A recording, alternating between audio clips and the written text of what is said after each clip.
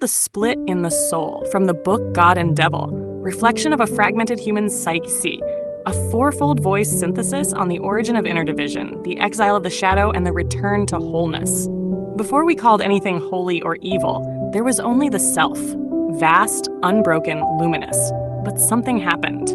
Something was named, and with that naming came division. God became the image of perfection, the unreachable light. Devil became the exile, the shadowed self cast out from heaven and from the psyche. These were not separate beings. They were reflections of the split within us. One, the part we presented, the other, the part we buried. This book is a remembering. It will trace how early civilizations externalized the psyche into myth, how religion institutionalized inner division, how neuroscience reveals the shadow as trauma, not wickedness, how philosophy questions the foundation of morality itself, and how spirit calls us not to battle the dark, but to reintegrate it. You will walk through the mind, the family, the world. 3 mirrors, 1 wound. You will meet the devil, not as an enemy, but as a messenger. You will meet God not as a judge, but as your own expanded field. You will see how projection creates demons, how power corrupts through moral superiority, and how the end of this war is not surrender, but synthesis. This book is not about who is right. It is about what has been severed and what wants to come home. There is no devil to defeat, only pain to witness. There is no God to worship, only wholeness to become. The birth of good and evil. From the book God and Devil, reflection of a fragmented human psyche, a fourfold voice, synthesis on the origin of inner division, the exile of the shadow, and the return to wholeness. Opening, when we named the nameless. Before humanity drew lines in the sand between right and wrong, there was only experience. The body trembled at thunder, wept at death, shivered in awe beneath the stars. There were no moral categories, only survival, sensation, belonging. But when the mind matured enough to ask why the flood, why the pain, why the miracle of birth and the terror of fire, we began to narrate meaning. We began to name the forces we did not understand, and in naming them, we split them. What was once seamless became dual. The storm that nourished the crops and killed the child became both blessing and curse. And so we told ourselves stories of gods who rewarded and devils who punished, of angels that guided and demons that tempted. We externalized the ambiguity of life. We projected the spectrum of the psyche outward, and from that moment, morality was born. Not as universal law, but as myth attempting to organize chaos. This first chapter explores that moment, the birth of good and evil. Not as truth, but as the first fracture, the point where humanity turned mystery into morality and unknowable power into a war between heaven and hell. History, myth-making, and the moral divide. The earliest civilizations lived in a cosmos without rigid gods of good and evil. The Sumerians had Inanna, goddess of both love and war, who could seduce and destroy. The Egyptians revered Sekhmet, a protector and a bringer of plagues. Morality was not black and white. It was woven into the fabric of nature. Complex, paradoxical, cyclical. But with the rise of empire came the need for order, obedience, and control. In Zoroastrianism, one of the first moral dualisms emerged. Ahura Mazda as the embodiment of light and truth, and Angra Mainyu as the spirit of deceit and destruction. This binary worldview spread through Persian, then Judeo-Christian systems, and deeply influenced how Western civilization conceptualized good and evil. By the time we arrive at the Hebrew Bible, we see Yahweh portrayed as both wrathful and loving. But over time, the dark elements were externalized. Satan appears first as an accuser, then later in Christian texts as the ultimate enemy of God.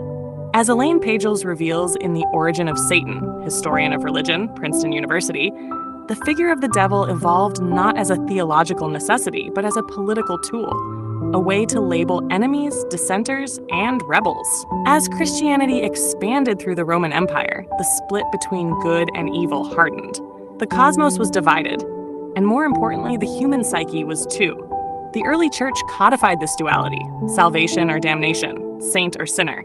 And with this came a profound internalization of guilt. The soul became a courtroom, God the judge, devil the tempter, the self always on trial. In this historical evolution, we see how myth became morality, how shadow, once part of the divine, became an enemy, and how this enemy was now inside us, creating the fractured moral landscape we still walk today. Science, the biology of moral perception. Modern neuroscience has revealed that moral judgment is not the product of divine instruction, but of neural architecture, emotional regulation, and environmental conditioning.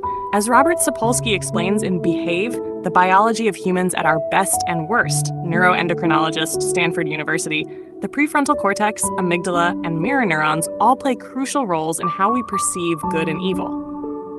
The limbic system reacts to harm or fear with instinctual disgust or outrage, while the prefrontal cortex weighs social and ethical implications. But more profoundly, Sapolsky shows that context shapes morality. A brain bathed in stress hormones will judge more harshly. A brain in safety will empathize more. This suggests that moral absolutism is a myth, not a fact. What we call evil may often be trauma, dysregulation, or misattunement. In How Emotions Are Made, Lisa Feldman Barrett, neuroscientist and professor at Northeastern University, challenges the idea of universal emotional responses. She argues that even the feelings we associate with good or bad are constructed by the brain based on past experience and cultural narrative. What we call the devil in ourselves, rage, lust, revenge, is not evil by nature. It is energy unprocessed, misunderstood, unmet. What we call God, peace, clarity, grace may be the byproduct of a regulated nervous system, not a divine reward. This is the great revelation of modern science. Morality is not a universal law written in the stars. It is a neurobiological response shaped by our bodies, histories, and environments. The psyche is not evil. It is trying to adapt. Philosophy, the collapse of binary ethics. Where religion drew lines, philosophy asked, who drew them? Friedrich Nietzsche, in Beyond Good and Evil, German philosopher and cultural critic, called morality a herd instinct, masquerading as truth. He argued that Judeo-Christian morality was born from resentment, the weak labeling the powerful as evil to protect themselves from their own inadequacies. He did not advocate chaos, but he did call for the death of inherited absolutes. Similarly, Simone de Beauvoir, in The Ethics of Ambiguity, French existentialist and feminist philosopher, argued that we must embrace the ambiguity of the human condition. To declare something evil without understanding its context is to deny its humanity.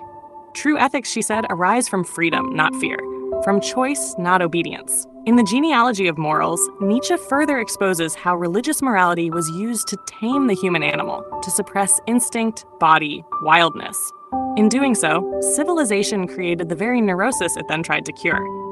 Even Carl Jung, in Psychology and Religion, Swiss psychiatrist and founder of analytical psychology, proposed that evil is not to be eradicated, but integrated. The devil is not a monster to be slain, but a rejected archetype within us, longing to return. Philosophy dares us to ask, what if evil is not real? What if it is a label placed on that which threatens power? What if it is not the absence of God, but the absence of integration? Kasher's spirit, toward the reconciliation of the divine and the shadow spirit, does not demand punishment. It invites remembering. In I Am That, Sri Nisargadatta Maharaj, Indian Advaita teacher, says that the division between good and evil exists only in the mind. The self, the field, is beyond duality. The spiritual path is not moral conformity, but the dissolution of illusion. In the Red Book, Carl Jung documents his inner descent, where he meets figures of darkness that are not demons but disowned parts of himself. He speaks with them, learns from them, integrates them. This is not theology. This is soul work. In the Book of Secrets, Osho, mystic and spiritual teacher, reminds us that God and devil are polarities needed for balance. One cannot exist without the other, for contrast is the womb of awareness. Your heaven is built upon your hell, he writes. Mystical traditions around the world affirm this. In Kabbalah, even the realm of Qliphoth, the husks, the fallen, are not discarded but elevated through tikkun, correction, restoration. In Taoism, yin and yang are not moral opposites but cosmic balance. In Tantra, desire and transcendence are not enemies but lovers. The spirit whispers a deeper truth. God is not light. God is the field that holds both light and dark. The devil is not evil. The devil is the shadow cast by the light you refuse to turn toward. To awaken is not to banish the darkness, but to reclaim what was once divine. Your instinct, your rage, your wound, your wild.